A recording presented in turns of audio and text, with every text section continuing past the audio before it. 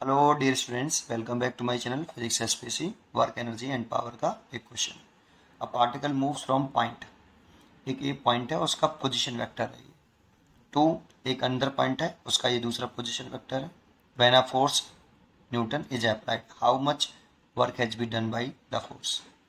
ठीक है, तो देखो हमें फोर्स गिवन है क्वेश्चन में, सोल्यूशन फोर्स वेक्टर फॉर्म में गिवन है 4i cap plus 3j cap plus 0k cap, इतना न्यूटन। अब एक पार्टिकल है वो मूव कर रहा है इस पॉइंट से, दैट मीन्स ये एक पॉइंट का पोजीशन वेक्टर है। और पोजीशन वेक्टर लिखते हैं विद रेस्पेक्ट टू ऑरिजिन, अगर कुछ गिवन नहीं हो तो विद रेस्पेक्ट टू ऑरिजिन लिखते हैं। तो जैसे डायग्राम बनाना चाहूँ तो ऐसे बना सकते हो, ये आपका एक्स एक्सेस और ये वाई एक्सेस है। वैसे तो ये नेगेटिव एक्सेस में है और ये पॉजिटिव एक्सेस में है, मैं एक ही में बना देता हूँ यहाँ डायग्राम समझने के लिए। बस ये एक पॉइंट है ए और उसके कोऑर्डिनेट हैं -2 और 5, और इस पॉइंट का पोजीशन वेक्टर हो गया आपका ये वाला, दिस इज r1। r1 क्या है?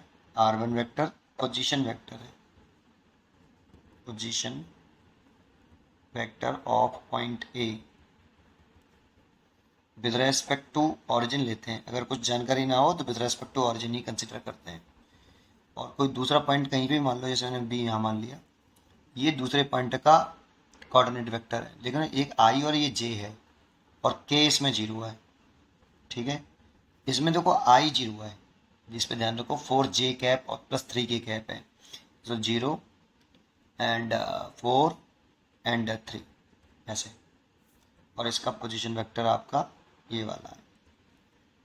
ठीक है, ये एक पोजीशन वेक्टर है इसका, ये r2 वेक्टर है। मैं मानता हूँ कि मैंने कोऑर्डिनेट सही नहीं दिखाए हैं क्योंकि x और y दिखा रहा हूँ, लेकिन ऐसे ही बना लिया करो।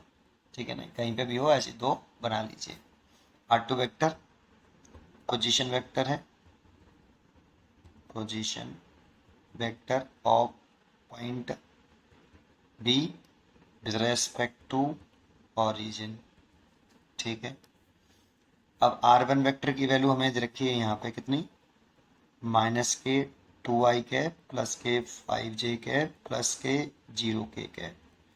और r2 वेक्टर दे रखा है 0i cap plus 4j cap plus 3k cap. अब पार्टिकल कौन से पॉइंट पर है? इस पॉइंट पर पार्टिकल है और यहाँ से यहाँ मूव कर रहा है, तो पार्टिकल यहाँ पर है, यहाँ पे एक पार्टिकल है और वो ए से बी जा रहा है, देखो ये ऐसे। तो this is a displacement vector, इसको हम डिस्प्लेसमेंट वेक्टर कहेंगे। तो यहाँ एस डिस्प्लेसमेंट वेक्टर है, तो using triangle law of vector addition, triangle law of vector addition, triangle of vector addition use करें तो इन तीनों में से देखो ये ट्रायंगल बन गया तीन वेक्टर से, इन तीनों में से रिजल्टेंट वेक्टर कौन सा है? r2 vector.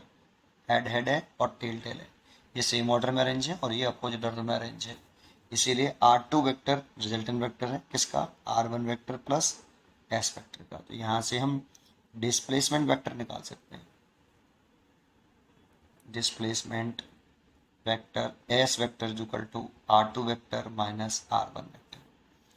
वैसे तो पार्टिकल a से b गया है, तो b के पोजीशन वेक्टर में से ए से बी जाए, तो ए से बी गया तो बी के पोजीशन वेक्टर में से ए का पोजीशन वेक्टर घटा देना चाहिए। डायरेक्ट भी कर सकते हो आप इसको कि बी के पोजीशन वेक्टर में से आप ए का पोजीशन वेक्टर घटा देते, लेकिन ए से बी गया है तो बी के पोजीशन में से घटाना है ए का पोजीशन वेक्टर। ठीक है, अब S vector is equal to r2 vector कितना है? 0i cap plus 4j cap plus 3k cap minus minus के 2i कैप प्लस के 5j कैप प्लस के 0k कैप।